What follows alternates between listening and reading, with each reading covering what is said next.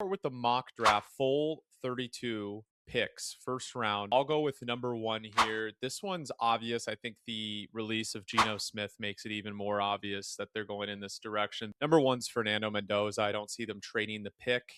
I don't at all. I mean, this is kind of locked. I think there's a lot of options they can go with. I think we all love David Bailey. I think we all love Sonny Styles. Ultimately, they're still going to go with Arvell Reese. I think the versatility that he brings, they're moving to that 3-4, especially in that scheme with that base. I think Arvell Reese can really shine in all the different things he can do. So I think they don't overthink it. I hate having the Cardinals pick. I got to be completely honest with you, man. They're the one team that I have no damn idea who to give them. No matter who I pick this year and last year, Cardinals fans just are like, this is a BS pick. You have no idea what you're you could pick all 32 players in the mix for the first round, and they'll tell you every single name that you mention is a bad pick. I'm going to go with Sonny Styles. I think that Sonny Styles is testing, cemented himself as a top 5 guy. He has set himself up with the way that he interviewed to go much earlier than I think people were expecting. Talked to any draft expert, and they have all mentioned that Downs and Styles have just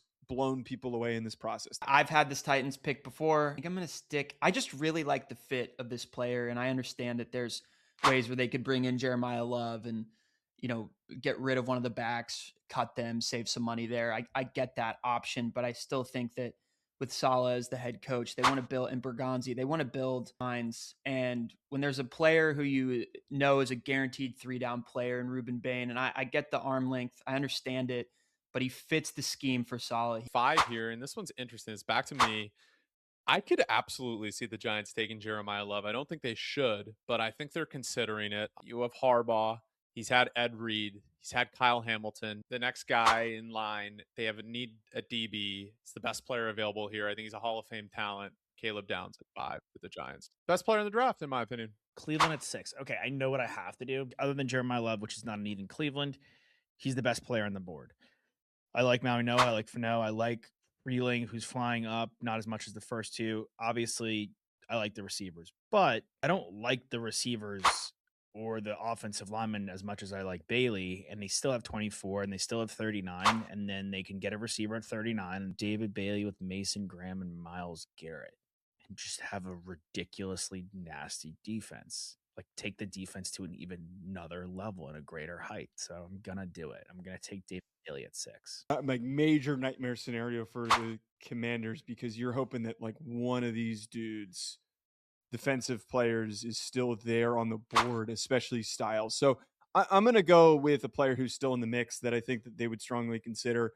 Jeremiah Love, putting him next to Jaden Daniels, to me is such an intriguing premise. You've got 2 home run threat athletes every single time that they run the rock, with Daniels and with Jeremiah Love. I understand Commanders fans generally would be frustrated because it's felt like they've needed to get younger on defense for multiple years, but to keep Jaden Daniels healthy, get him a running back, man. Get him a player who can take as many hits off him as possible. So let's go Jeremiah Love. I'm going to take Francis Maui Noah, the offensive lineman out of Miami, and he's going to play inside at guard, and we're protecting Tyler Shuck for the future. And that's what we're doing. I considered Montour Delane, keeping the LSU guy in New Orleans is always a fun pick, and they've needed corner help for 2 seasons now. You get rid of McDuffie. I know Spags can do a lot with corners and with D linemen.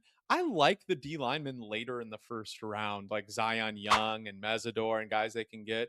I'm going to go with the guy I think can be an all-pro at corner. I think he's the safest corner in the draft, probably with McCoy, the highest upside. I'm going to go Mansour Delane to replace McDuffie here at 9. Mims was a risky pick. Shamar Stewart was a risky pick. You could say this guy was a risk. You could say this guy's a risky pick because of his age, but if he was 22 years old, he'd be a top 10 pick undoubtedly. And they went with Demetrius Knight in the second round last year. It was like 25, 26. And I think they need to get a guy that's a high floor player to come in and produce. They need to get a guy that's ready to go. I'm taking Akeem Mesidor at 10. The Jermah McCoy for the Dolphins makes a lot of sense, but it does feel like there's a lot of self-inflicted impact on his draft stock. So let's go with Colton Hood.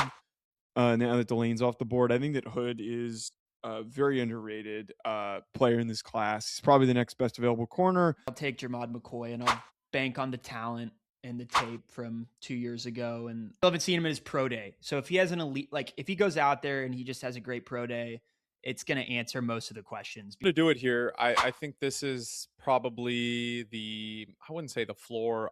He's going to go higher than people think. The the premium position of quarterback, a guy that needs to learn behind Matthew Stafford to truly be good in a few years. I think they could go Drew Aller in round 2. If they had pick 29, I think they could go Drew Aller. But since they only have pick 13, they got a corner. I know Freeling might be the obvious one, or Makai Lemon might be an obvious pick here. I think they go Ty Simpson from Alabama here. Defensive lineman's in play, but I'm going to go with Vega. I mean, they're clamoring for it. They need that last interior offensive line piece. I think that the Buccaneers would take Kenyon Sadiq because uncertain on what they're doing about Otten. You now get to throw in a ridiculous athlete. Mike Evans probably is gone. I think this works out well for the Jets. You've got Arvell Reese with the second overall pick. They will select Carnell Tate, also out of Ohio State, to pair alongside Garrett Wilson for their offensive future here for the Jets. Sure, I think this pick's really easy. They have a need on their offensive line. I'm shocked Freeling is still here.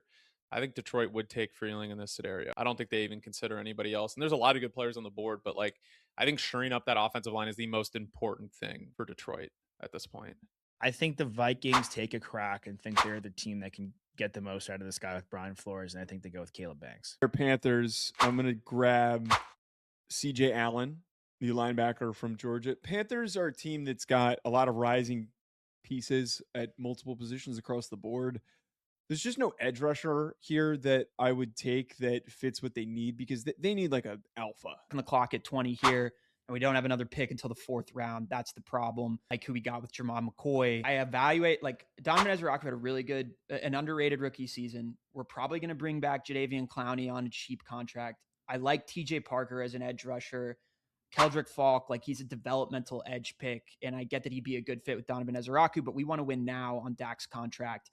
So I'm going to go with the guy that you passed up on at 18, Josh. And I know it's two defensive backfield, two guys in the defensive backfield that you're drafting in the first round, but I love the talent here. I'm going to take Dylan Thieneman. So at 21 here, this is interesting because you have Ty Simpson off the board here.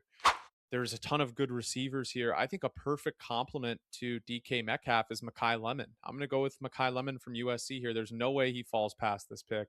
Chargers 22. Feeling frisky this mock draft. So the way that people are deploying safeties now, I think Emmanuel McNeil-Warren could be great in Los Angeles. And I don't anticipate that they bring back Jalen Phillips, considering the potential cost for him. So let's go with Keldrick Falk. Browns, who took defense with their 6th overall selection of David Bailey, the edge. Fano has fallen down the board, and they're just going to quickly scoop him up. In this scenario, D-line is so important for them. I am going to go with Lee Hunter here. I just think because of value. I just think he's there. I think they're going to take Jordan Tyson. Another team that needs a receiver, the 49ers. I'm going to go with Omar Cooper.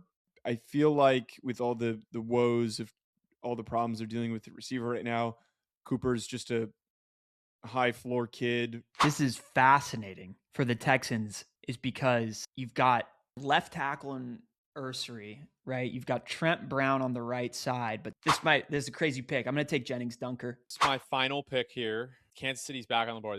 I think this works out perfectly. Spagnolu's going to love this guy. There's so much pass rush juice here. I think they go Cassius Howell here. 30, they're going to lose Jonathan Franklin Myers, it looks like. So why not get Caden McDonald? I get to do my favorite bit. Stephon Diggs is gone. I have a guy whose last name is Boston. He would set records for jerseys sold.